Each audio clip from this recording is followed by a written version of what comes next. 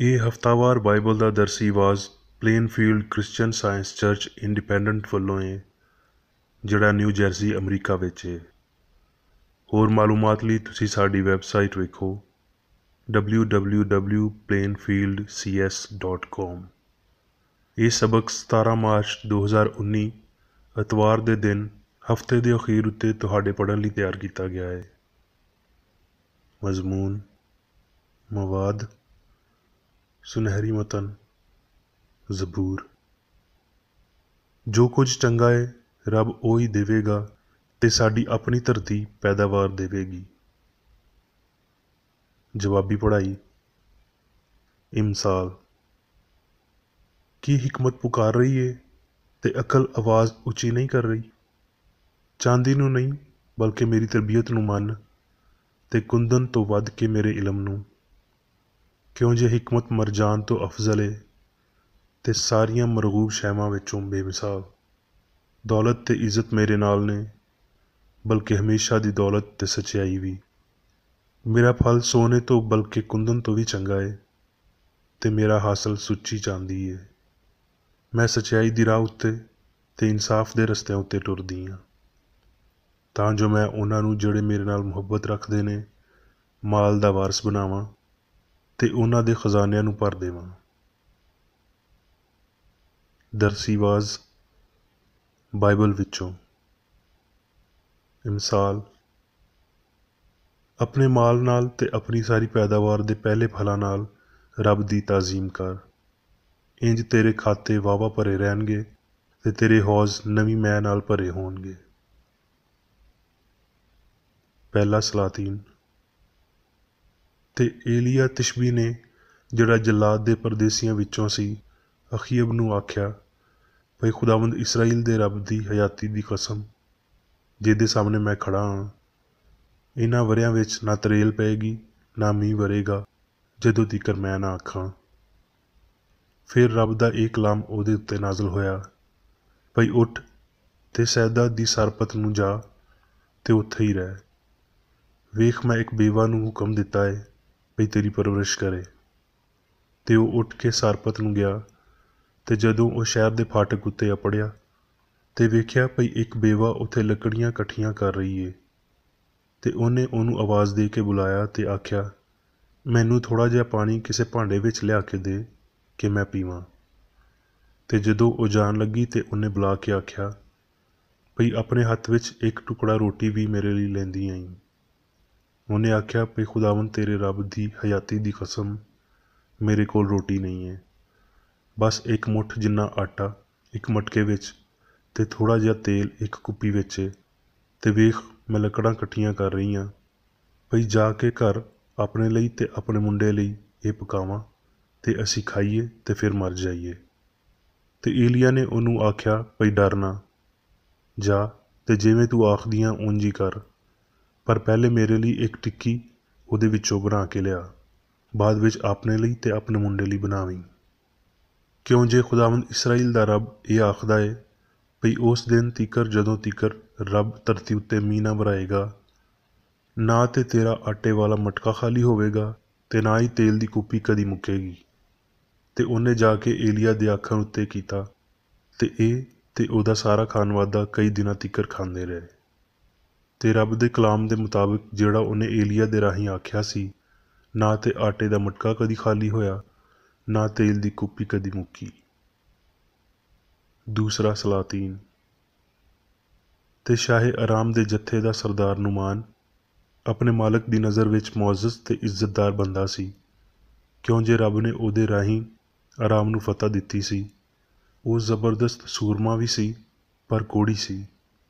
ਤੇ ਅਲੀਸ਼ਾ ਨੇ ਇੱਕ ਕਾਸਤ ਦੇ ਰਾਹੀਂ ਆਖ ਕੇ ਘੱਲਿਆ, ਭਈ ਯਰਦਨ ਵਿੱਚ 7 ਵਾਰੀ ਗੋਤਾ ਖਾ ਤੇ ਤੇਰਾ ਬਦਨ ਫੇਰ ਬਹਾਲ ਹੋ ਜਾਏਗਾ ਤੇ ਤੂੰ ਪਾਕ ਸਾਫ ਹੋ ਜਾਵੇਂਗਾ। ਫਿਰ ਉਹਨੇ ਉਤਰ ਕੇ ਰੱਬ ਦੇ ਮਰਦ ਦੇ ਆਖਣ ਉੱਤੇ ਯਰਦਨ ਵਿੱਚ 7 ਵਾਰੀ ਗੋਤੇ ਮਾਰੇ ਤੇ ਉਹਦਾ ਬਦਨ ਛੋਟੇ ਜਿਹੇ ਬਾਲ ਵਾਂਗਰ ਹੋ ਗਿਆ ਤੇ ਉਹ ਪਾਕ ਸਾਫ ਹੋ ਗਿਆ। ਫਿਰ ਉਹ ਆਪਣੀ ਜਲੌ ਦੇ ਸਾਰੇ ਲੋਕਾਂ ਨਾਲ ਰੱਬ ਦੇ ਮਰਦ ਦੇ ਕੋਲ ਪਰਤ ਕੇ ਆਇਆ ਤੇ ਉਹਦੇ ਸਾਹਮਣੇ ਖੜਾ ਹੋਇਆ ਤੇ ਆਖਣ ਲੱਗਾ, ਭਈ ਵੇਖ, ਹੁਣ ਮੈਂ ਜਾਣ ਲਿਆ ਹੈ ਕਿ ਇਸਰਾਈਲ ਤੋਂ ਇਲਾਵਾ ਧਰਤੀ ਉੱਤੇ ਕਿਤੇ ਹੋਰ ਕੋਈ ਰੱਬ ਨਹੀਂ। ਇਸ ਲਈ ਹੁਣ ਰਹਿਮ ਕਰਕੇ ਆਪਣੇ ਖਾਦਮ ਦਾ ਹਦੀਆ ਕਬੂਲ ਕਰ। ਪਰ ਉਹਨੇ ਜਵਾਬ ਦਿੱਤਾ, ਭਈ ਰੱਬ ਦੀ ਹਯਾਤੀ ਦੀ ਕਸਮ ਜਿਹਦੇ ਅੱਗੇ ਮੈਂ ਖੜਾ ਹਾਂ, ਮੈਂ ਕੁਝ ਨਹੀਂ ਲਵਾਂਗਾ। ਤੇ ਉਹਨੇ ਬਹੁਤ ਜ਼ਿੱਦ ਕੀਤੀ ਕਿ ਲੈ ਲੈ, ਪਰ ਉਹਨੇ ਇਨਕਾਰ ਕਰ ਦਿੱਤਾ। ਪਰ ਇਸ ਰੱਬ ਦੇ ਮਰਦ ਅਲੀਸ਼ਾ ਦੇ ਖਾਦਮ ਜਿਹਾਜ਼ੀ ਨੇ ਸੋਚਿਆ, ਭਈ ਮੇਰੇ ਮਾਲਕ ਨੇ ਅਰਾਮੀ ਨੁਮਾਨ ਨੂੰ ਐਵੇਂ ਜਾਣ ਦਿੱਤਾ ਕਿ ਜੋ ਕੁਝ ਉਹ ਲਿਆਇਆ ਸੀ ਉਹਦੇ ਕੋਲੋਂ ਨਾ ਲਿਆ, ਤੇ ਰੱਬ ਦੀ ਹਯਾਤੀ ਦੀ ਕਸਮ ਮੈਂ ਉਹਦੇ ਮਗਰ ਦੌੜਾਂਗਾ ਤੇ ਉਹਦੇ ਕੋਲੋਂ ਕੁਝ ਨਾ ਕੁਝ ਲਵਾਂਗਾ। ਤੇ ਜਿਹਾਜ਼ੀ ਨੁਮਾਨ ਦੇ ਮਗਰ ਗਿਆ। ਜਦੋਂ ਨੁਮਾਨ ਨੇ ਵੇਖਿਆ ਭਈ ਕੋਈ ਉਹਦੇ ਮਗਰ ਦੌੜਦਾ ਆ ਰਿਹਾ ਹੈ, ਤੇ ਉਹ ਉਹਨੂੰ ਮਿਲਣ ਲਈ ਰੱਥ ਤੋਂ ਉਤਰਿਆ ਤੇ ਆਖਿਆ, ਖੈਰ ਤੇ ਹੈ। ਉਹਨੇ ਆਖਿਆ, ਸਭ ਖੈਰ ਏ। ਮੇਰੇ ਮਾਲਕ ਨੇ ਮੈਨੂੰ ਇਹ ਆਖਣ ਲਈ ਘੱਲਿਆ ਏ, ਭਈ ਵੇਖ, ਨਬੀਆਂ ਦੇ ਪੁੱਤਰਾਂ ਵਿੱਚੋਂ ਹੁਣ 2 ਜਵਾਨ ਇਫਰਾਈਮ ਦੇ ਕੋਹਸਤਾਨੀ ਮੁਲਕ ਤੋਂ ਮੇਰੇ ਕੋਲ ਆ ਗਏ ਨੇ। ਇਸ ਲਈ ਤੂੰ ਜ਼ਰਾ 1 ਕੰਤਾਰ ਚਾਂਦੀ ਤੇ 2 ਜੋੜੇ ਕੱਪੜੇ ਉਹਨਾਂ ਲਈ ਦੇ ਦੇ। ਨੁਮਾਨ ਨੇ ਆਖਿਆ, ਭਈ ਖੁਸ਼ੀ ਨਾਲ 2 ਕੰਤਾਰ ਚਾਂਦੀ ਲੈ ਜਾ। ਤੇ ਉਹ ਉਹਦੇ ਤੋਂ ਬਜਦ ਹੋਇਆ ਤੇ ਉਹਨੇ 2 ਕੰਤਾਰ ਚਾਂਦੀ ਤੇ 2 ਥੈਲਿਆਂ ਵਿੱਚ ਬੰਨ੍ਹ ਕੇ 2 ਜੋੜੇ ਕੱਪੜੇ 2 ਨੌਕਰਾਂ ਉੱਤੇ ਲੱਦੇ, ਤੇ ਉਹ ਇਹ ਸਭ ਕੁਝ ਲੈ ਕੇ ਉਹਦੇ ਅੱਗੇ ਅੱਗੇ ਟੁਰੇ। ਪਰ ਆਪ ਅੰਦਰ ਜਾ ਕੇ ਆਪਣੇ ਮਾਲਕ ਦੇ ਅੱਗੇ ਖੜਾ ਹੋ ਗਿਆ। ਅਲੀਸ਼ਾ ਨੇ ਆਖਿਆ, ਜਿਹਾਜ਼ੀ, ਤੂੰ ਕਿੱਥੋਂ ਆਇਆ ਹੈ? ਤੇ ਉਹਨੇ ਆਖਿਆ, ਭਈ ਤੇਰਾ ਖਾਦਮ ਤੇ ਕਿਤੇ ਵੀ ਨਹੀਂ ਸੀ ਗਿਆ। ਉਹਨੇ ਉਹਨੂੰ ਆਖਿਆ, ਕੀ ਮੇਰਾ ਦਿਲ ਤੇਰੇ ਨਾਲ ਨਹੀਂ ਸੀ ਜਦੋਂ ਉਹ ਬੰਦਾ ਆਪਣੇ ਰੱਥ ਤੋਂ ਉਤਰ ਕੇ ਪਰਤਿਆ? ਕੀ ਰੁਪਏ ਲੈਣ ਤੇ ਪੋਸ਼ਾਕ ਤੇ ਜ਼ੈਤੂਨ ਦੇ ਬਾਗਾਂ ਤੇ ਤਾਕਿਸਤਾਨਾਂ ਤੇ ਭੇਡਾਂ ਤੇ ਗਾਵਾਂ ਤੇ ਗੁਲਾਮਾਂ ਤੇ ਲੌਂਡੀਆਂ ਲੈਣ ਦਾ ਇਹ ਵੇਲਾ ਹੈ? ਇਸ ਲਈ ਨੁਮਾਨ ਦਾ ਕੋਡ ਤੈਨੂੰ ਤੇ ਤੇਰੀ ਨਸਲ ਨੂੰ ਹਮੇਸ਼ਾ ਲੱਗਿਆ ਰਹੇਗਾ। ਇਸ ਲਈ ਉਹ ਬਰਫ਼ ਵਰਗਾ ਚਿੱਟਾ ਕੋੜੀ ਹੋ ਕੇ ਉਹਦੇ ਕੋਲੋਂ ਚਲਾ ਗਿਆ। ਮੱਤੀ। ਆਪਣੇ ਲਈ ਧਰਤੀ ਉੱਤੇ ਮਾਲ ਜਮ੍ਹਾਂ ਨਾ ਕਰੋ, ਜਿੱਥੇ ਕੀੜਾ ਤੇ ਜੰਗਾਲ ਖਰਾਬ ਕਰਦਾ ਹੈ, ਤੇ ਜਿੱਥੇ ਚੋਰ ਨਕਬ ਲਾਉਂਦੇ ਤੇ ਚੋਰੀ ਕਰਦੇ ਨੇ। ਆਪਣੇ ਲਈ ਅਸਮਾਨ ਉੱਤੇ ਮਾਲ ਜਮ੍ਹਾਂ ਕਰੋ, ਜਿੱਥੇ ਨਾ ਕੀੜਾ ਖਰਾਬ ਕਰਦਾ ਹੈ ਤੇ ਨਾ ਜੰਗਾਲ, ਤੇ ਨਾ ਉੱਥੇ ਚੋਰ ਨਕਬ ਲਾਉਂਦੇ ਤੇ ਚੋਰੀ ਕਰਦੇ ਨੇ। ਕਿਉਂ ਜੇ ਜਿੱਥੇ ਤੇਰਾ ਮਾਲ ਹੈ, ਉੱਥੇ ਤੇਰਾ ਦਿਲ ਵੀ ਲੱਗਿਆ ਰਹੇਗਾ। ਇਸ ਲਈ ਮੈਂ ਤੁਹਾਨੂੰ ਆਖਦਾ ਹਾਂ, ਭਈ ਆਪਣੀ ਜਾਨ ਦੀ ਫਿਕਰ ਨਾ ਕਰੋ, ਭਈ ਅਸੀਂ ਕੀ ਖਾਵਾਂਗੇ ਜਾਂ ਕੀ ਪੀਵਾਂਗੇ, ਤੇ ਨਾ ਆਪਣੇ ਬਦਨ ਦੀ, ਭਈ ਕੀ ਪਾਵਾਂਗੇ।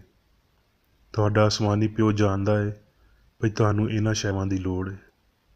ਬਲਕਿ ਤੁਸੀਂ ਪਹਿਲਾਂ ਉਹਦੀ ਬਾਦਸ਼ਾਹੀ ਤੇ ਰਾਸਤਬਾਜ਼ੀ ਨੂੰ ਲੱਭੋ, ਤੇ ਇਹ ਸਾਰੀਆਂ ਸ਼ੈਵਾਂ ਤੁਹਾਨੂੰ ਮਿਲ ਜਾਣਗੀਆਂ। ਹੁਣ ਮੈਂ ਮੇਰੀ ਬੇਕਰ ਏਡੀ ਦੀ ਲਿਖੀ ਹੋਈ ਕ੍ਰਿਸਚਨ ਸਾਇੰਸ ਦੀ ਦਰਸੀ ਕਿਤਾਬ ਸਾਇੰਸ ਤੇ ਸਿਹਤ ਆਇਤ ਦੀਆਂ ਕੁੰਜੀਆਂ ਦੇ ਨਾਲ ਵਿੱਚੋਂ ਲਈਆਂ ਹੋਈਆਂ ਲਿਖਾਈਆਂ ਪੜ੍ਹਾਂਗਾ। ਸਾਇੰਸ ਤੇ ਸਿਹਤ। ਸਵਾਲ, ਮਵਾਦ ਕੀ ਏ? ਜਵਾਬ, ਮਵਾਦ ਉਹ ਏ ਜਿਹੜਾ ਅਬਦੀ ਏ ਤੇ ਨੇਸਤ ਹੋਵਨ ਤੇ ਮੁਖਾਲਫਤ ਤੋਂ ਬਚਿਆ ਏ। ਸੱਚਾਈ, ਹਯਾਤੀ ਤੇ ਪਿਆਰ ਮਵਾਦ ਨੇ। ਜਿਵੇਂ ਭਈ ਕਲਾਮ ਅਬਰਾਨੀਓ ਵਿੱਚ ਇਹ ਲਫ਼ਜ਼ ਇਸਤੇਮਾਲ ਕਰਦਾ ਹੈ। ਈਮਾਨ ਉਮੀਦ ਕੀਤੀਆਂ ਹੋਈਆਂ ਸ਼ੈਵਾਂ ਦਾ ਇਤਮਾਦ ਤੇ ਨਾ ਵੇਖੀਆਂ ਜਾਣ ਵਾਲੀਆਂ ਸ਼ੈਵਾਂ ਦਾ ਸਬੂਤ ਹੈ। ਰੂਹ ਜਿਹੜੀ ਅਕਲ, ਜਾਨ ਜਾਂ ਰੱਬ ਲਈ ਦੂਜਾ ਲਫ਼ਜ਼ ਹੈ, ਇਕੱਲਾ ਹੀ ਅਸਲੀ ਮਵਾਦ ਹੈ। ਰੂਹਾਨੀ ਕਾਇਨਾਤ, ਜਿਹਦੇ ਵਿੱਚ ਇਨਫਰਾਦੀ ਇਨਸਾਨ ਵੀ ਸ਼ਾਮਲ ਹੈ, ਇੱਕ ਇਕੱਠਾ ਖਿਆਲ ਹੈ ਜਿਹੜਾ ਰੂਹ ਦੇ ਇਲਾਹੀ ਮਵਾਦ ਦਾ ਪਰਛਾਵਾਂ ਹੈ। ਜਿਹਨੂੰ ਮਾਦੇ ਦੀ ਇਸਲਾਹ ਆਖਿਆ ਜਾਂਦਾ ਹੈ, ਉਹ ਰੂਹ ਤੋਂ ਵਾਕਫ ਨਹੀਂ ਹੈ, ਜਿਹਦੇ ਵਿੱਚ ਸਾਰਾ ਮਵਾਦ ਸ਼ਾਮਲ ਹੋ ਜਾਂਦਾ ਹੈ, ਤੇ ਆਪ ਉਹ ਹਮੇਸ਼ਾ ਦੀ ਹਯਾਤੀ ਹੈ। ਉਹ ਸਾਰਾ ਕੁਝ ਜਿਹਦੇ ਲਈ ਅਸੀਂ ਪਾਪ, ਬਿਮਾਰੀ ਤੇ ਮੌਤ ਦੀ ਇਸਤਲਾਹ ਵਰਤਦੇ ਹਾਂ, ਫਾਨੀ ਯਕੀਨ ਹੈ। ਅਸੀਂ ਮਾਦੇ ਦੀ ਤਸ਼ਰੀਹ ਗਲਤੀ ਦੇ ਤੌਰ ਤੇ ਕਰਦੇ ਹਾਂ, ਕਿਉਂ ਜੇ ਇਹ ਹਯਾਤੀ, ਮਵਾਦ ਤੇ ਸਿਆਨ ਦਾ ਉਲਟ ਹੈ। ਜੇ ਰੂਹ ਅਸਲੀ ਤੇ ਅਬਦੀ ਹੈ, ਤੇ ਮਾਦਾ ਆਪਣੀ ਫਾਨੀਅਤ ਦੇ ਨਾਲ ਅਸਲੀ ਨਹੀਂ ਹੋ ਸਕਦਾ। ਸਾਡੀ ਨਜ਼ਰ ਵਿੱਚ ਕਿਹੜੀ ਸ਼ੈ ਮਵਾਦ ਹੋਣੀ ਚਾਹੀਦੀ ਹੈ? ਗਲਤੀ, ਤਬਦੀਲ ਕਰਨ ਵਾਲਾ, ਫਨਾਹ ਹੋਣ ਵਾਲਾ ਤੇ ਫਾਨੀ, ਜਾਂ ਫਿਰ ਗਲਤੀ ਤੋਂ ਪਾਕ, ਨਾਕਾਬਲੇ ਤਗਯੁਰ ਤੇ ਲਾਫਾਨੀ। ਉਹ ਸ਼ੈਵਾਂ ਜਿਹੜੀਆਂ ਜਿਸਮਾਨੀ ਹਿੱਸਾਂ ਦੇ ਰਾਹੀਂ ਸ਼ਨਾਖਤ ਰੱਖਦੀਆਂ ਨੇ, ਉਹਨਾਂ ਵਿੱਚ ਮਵਾਦ ਦੀ ਹਕੀਕਤ ਨਹੀਂ ਹੁੰਦੀ। ਇਹ ਬਸ ਉਹ ਹੀ ਨੇ ਜੋ ਫਾਨੀ ਯਕੀਨ ਇਹਨਾਂ ਨੂੰ ਆਖਦਾ ਹੈ। ਮਾਦਾ, ਪਾਪ ਤੇ ਫਾਨੀਅਤ ਸਾਰੀ ਫਰਜ਼ੀ ਸਿਆਣ ਜਾਂ ਹਯਾਤੀ ਤੇ ਵਜੂਦੀਅਤ ਦੇ ਦਾਅਵੇ ਨੂੰ ਝੂਠਾ ਕਰ ਦਿੰਦੇ ਨੇ। ਕਿਉਂ ਜੇ ਫਾਨੀ ਲੋਕ ਹਯਾਤੀ, ਮਵਾਦ ਤੇ ਅਕਲ ਦੀਆਂ ਝੂਠੀਆਂ ਹਿੱਸਾਂ ਦਿੰਦੇ ਨੇ, ਪਰ ਰੂਹਾਨੀ ਤੇ ਅਬਦੀ ਇਨਸਾਨ ਨੂੰ ਫਾਨੀਅਤ ਦੇ ਇਹਨਾਂ ਮਰਹਲਿਆਂ ਦੇ ਰਾਹੀਂ ਛੂਹਿਆ ਵੀ ਨਹੀਂ ਜਾ ਸਕਦਾ। ਇਹ ਕਿੰਨੀ ਵੱਡੀ ਹਕੀਕਤ ਹੈ ਭਈ ਮਾਦੀ ਹਿੱਸ ਦੇ ਰਾਹੀਂ ਜੋ ਕੁਝ ਵੀ ਸਿਖਾਇਆ ਗਿਆ ਹੋਵੇ ਉਹ ਮੁੱਕ ਜਾਂਦਾ ਹੈ। ਕਿਉਂ ਜੇ ਸਾਇੰਸ ਵਿੱਚ ਅਜਿਹਾ ਨਾਂ ਦਾ ਹੀ ਇਲਮ ਹਯਾਤੀ ਦੀਆਂ ਸੱਚਾਈਆਂ ਦੇ ਰਾਹੀਂ ਉਲਟ ਹੋ ਜਾਂਦਾ ਹੈ। ਮਾਦੀ ਹਿੱਸ ਜਿਹਨੂੰ ਗੈਰ ਮਾਦੀ ਸਮਝਦੀ ਏ ਉਹਨੂੰ ਮਵਾਦ ਆਖਿਆ ਜਾਂਦਾ ਹੈ। ਜਦੋਂ ਅਹਿਸਾਸੀ ਸੁਫਨਾ ਗਾਇਬ ਹੋ ਜਾਂਦਾ ਹੈ ਤੇ ਅਸਲੀਅਤ ਸਾਹਮਣੇ ਆਉਂਦੀ ਏ ਤੇ ਮਾਦੀ ਹਿੱਸ ਜਿਹਨੂੰ ਮਵਾਦ ਸਮਝਦੀ ਏ ਉਹ ਵੀ ਗਾਇਬ ਹੋ ਜਾਂਦਾ ਹੈ। ਜਿਵੇਂ ਫੁੱਲ ਹਨੇਰੇ ਤੋਂ ਲੋਅ ਵੱਲ ਮੁੜਦਾ ਹੈ, ਮਸੀਹਤ ਇਨਸਾਨ ਨੂੰ ਫਿਤਰੀ ਤੌਰ ਤੇ ਮਾਦੇ ਤੋਂ ਰੂਹ ਵੱਲ ਮੋੜਨ ਦੀ ਵਜ੍ਹਾ ਬਣਦੀ ਏ। ਫਿਰ ਇਨਸਾਨ ਉਹਨਾਂ ਸ਼ੈਵਾਂ ਨੂੰ ਮਹਿਸੂਸ ਕਰ ਲੈਂਦਾ ਹੈ ਜਿਹੜੀਆਂ ਨਾ ਅੱਖੀਆਂ ਨੇ ਵੇਖੀਆਂ ਨਾ ਕੰਨਾਂ ਨੇ ਸੁਣੀਆਂ। ਯੂਹੰਨਾ ਤੇ ਪੌਲੁਸ ਨੂੰ ਇਸ ਗੱਲ ਦੀ ਬਹੁਤ ਪਛਾਣ ਸੀ ਭਈ ਕਿਉਂ ਜੇ ਫਾਨੀ ਬੰਦੇ ਨੂੰ ਕੁਰਬਾਨੀ ਦੇ ਬਗੈਰ ਦੁਨੀਆ ਵਿੱਚ ਇੱਜ਼ਤ ਨਹੀਂ ਮਿਲ ਸਕਦੀ, ਇਸ ਲਈ ਉਹਨੂੰ ਸਾਰੀ ਦੁਨੀਆਦਾਰੀ ਛੱਡ ਕੇ ਅਸਮਾਨੀ ਖਜ਼ਾਨੇ ਹਾਸਲ ਕਰਨੇ ਚਾਹੀਦੇ ਨੇ। ਫਿਰ ਉਹਦਾ ਜੱਗ ਦੀਆਂ ਹਮਦਰਦੀਆਂ, ਗਰਜ਼ਾਂ ਤੇ ਮਕਸਦਾਂ ਵਿੱਚ ਕੋਈ ਹਿੱਸਾ ਨਹੀਂ ਹੋਵੇਗਾ। ਮਾਦੇ ਦੀ ਹਿੱਸ ਦਾ ਝੂਠਾ ਸਬੂਤ ਬਹੁਤ ਚੰਗੇ ਤਰੀਕੇ ਨਾਲ ਰੂਹ ਦੀ ਗਵਾਹੀ ਦੀ ਮੁਖਾਲਫਤ ਕਰਦਾ ਹੈ। ਮਾਦੇ ਦੀ ਹਿੱਸ ਆਪਣੀ ਆਵਾਜ਼ ਨੂੰ ਹਕੀਕਤ ਦੀ ਸ਼ਿੱਦਤ ਦੇ ਨਾਲ ਉੱਚਾ ਕਰਦੀ ਏ ਤੇ ਆਖਦੀ ਏ, ਮੈਂ ਪੂਰੀ ਤਰ੍ਹਾਂ ਬੇਈਮਾਨ ਹਾਂ ਤੇ ਇਨਸਾਨ ਨੂੰ ਇਹ ਪਤਾ ਹੈ। ਮੈਂ ਧੋਖਾ ਦੇ ਸਕਦੀ, ਝੂਠ ਬੋਲ ਸਕਦੀ, ਜ਼ਨਾਕਾਰੀ ਕਰ ਸਕਦੀ, ਚੋਰੀ ਕਰ ਸਕਦੀ, ਕਤਲ ਕਰ ਸਕਦੀ ਤੇ ਨਰਮ ਜ਼ੁਬਾਨ ਵਾਲੀ ਕਮੀਨਗੀ ਦੇ ਰਾਹੀਂ ਸੁਰਾਗ ਰਸਾਨੀ ਤੋਂ ਬਚ ਸਕਦੀ ਹਾਂ। ਖਾਹਿਸ਼ ਵਿੱਚ ਜਾਨਵਰ, ਜਜ਼ਬੇ ਵਿੱਚ ਧੋਖੇਬਾਜ਼, ਮਕਸਦ ਵਿੱਚ ਚਾਤਰ। ਮੇਰਾ ਮਤਲਬ ਭਈ ਹਯਾਤੀ ਦੇ ਥੋੜ੍ਹੇ ਜਿਹੇ ਵੇਲੇ ਨੂੰ ਇੱਕ ਜਸ਼ਨ ਬਣਾ ਦੇਣੀ ਆ। ਰੂਹ ਇਹਦੇ ਉਲਟ ਗਵਾਹੀ ਦਿੰਦਿਆਂ ਹੋਏ ਆਖਦੀ ਏ, ਮੈਂ ਰੂਹ ਹਾਂ। ਇਨਸਾਨ ਜਿਹਦੀਆਂ ਹਿੱਸਾਂ ਰੂਹਾਨੀ ਨੇ ਮੇਰੇ ਵਰਗਾ ਹੈ। ਉਹ ਲਾਫਾਨੀ ਸਿਆਣ ਦਾ ਪਰਛਾਵਾਂ ਹੈ ਕਿਉਂ ਜੇ ਮੈਂ ਲਾਫਾਨੀ ਹਾਂ।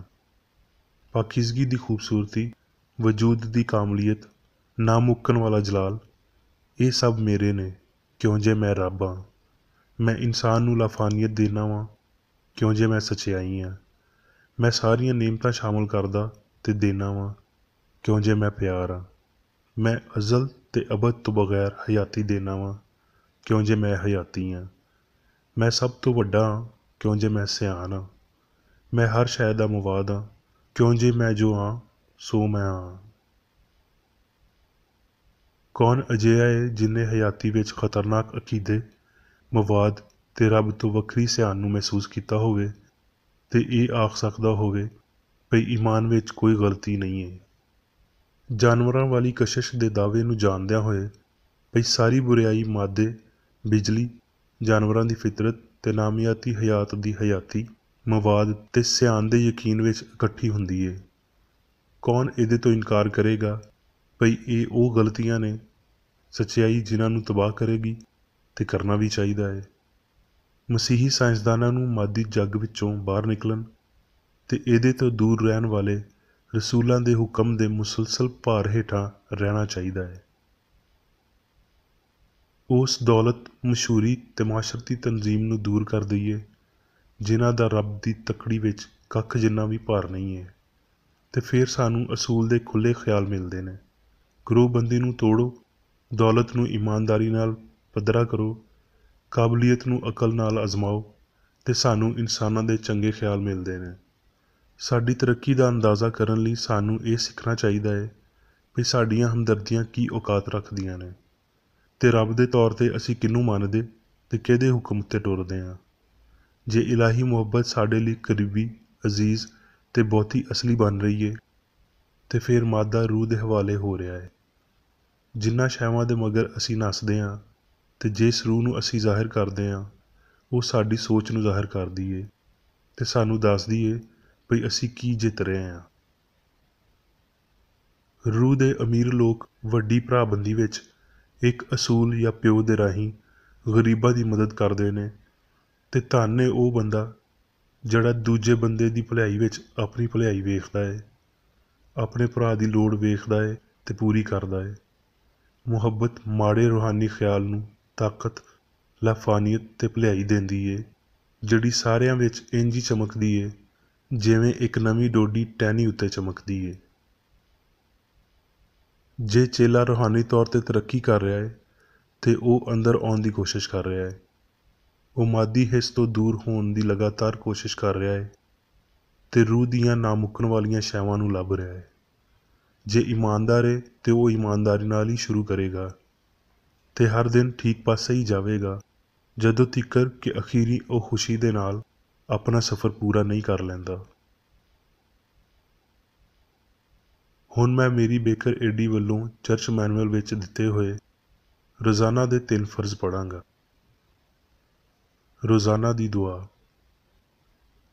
ਇਸ ਚਰਚ ਦੇ ਹਰ ਰੁਕਨ ਦਾ ਇਹ ਫਰਜ਼ ਏ ਭਈ ਹਰ ਰੋਜ਼ ਉਹ ਇਹ ਦੁਆ ਕਰੇ, ਤੇਰੀ ਬਾਦਸ਼ਾਹੀ ਆਵੇ, ਇਲਾਹੀ ਸੱਚਾਈ, ਹਯਾਤੀ ਤੇ ਪਿਆਰ ਦੀ ਸਲਤਨਤ ਮੇਰੇ ਅੰਦਰ ਕਾਇਮ ਹੋਵੇ ਤੇ ਸਾਰੇ ਪਾਪ ਮੈਥੋਂ ਨਿਕਲ ਜਾਣ ਤੇ ਤੇਰਾ ਕਲਾਮ ਸਾਰੇ ਇਨਸਾਨਾਂ ਦੇ ਪਿਆਰ ਨੂੰ ਵਧਾਵੇ ਤੇ ਉਹਨਾਂ ਉੱਤੇ ਹਕੂਮਤ ਕਰੇ। ਮਕਸਦਾਂ ਤੇ ਕੰਮਾਂ ਦਾ ਇੱਕ ਅਸੂਲ। ਨਾ ਕੋਈ ਮੁਖਾਲਫਤ ਤੇ ਨਾ ਕੋਈ ਜ਼ਾਤੀ ਤਾਲੁਕ ਮਾਦਰੀ ਚਰਚ ਦੇ ਕਿਸੇ ਰੁਕਨ ਦੇ ਮਕਸਦਾਂ ਜਾਂ ਕੰਮਾਂ ਉੱਤੇ ਅਸਰ ਕਰਨੇ ਚਾਹੀਦੇ ਨੇ। ਸਾਇੰਸ ਵਿੱਚ ਬਸ ਇਲਾਹੀ ਪਿਆਰ ਹੀ ਹਕੂਮਤ ਕਰਦਾ ਏ ਤੇ ਇੱਕ ਮਸੀਹੀ ਸਾਇੰਸਦਾਨ ਪਾਪ ਨੂੰ ਰੱਦ ਕਰਦਿਆਂ ਹੋਏ ਸੁੱਚੀ ਭਰਾਬੰਦੀ, ਖੈਰਾਤ ਪਸੰਦੀ ਤੇ ਮਾਫੀ ਨਾਲ ਪਿਆਰ ਦੀਆਂ ਮਿੱਠੀਆਂ ਸਚਾਈਆਂ ਦਾ ਪਰਛਾਵਾਂ ਬਣਦਾ ਏ।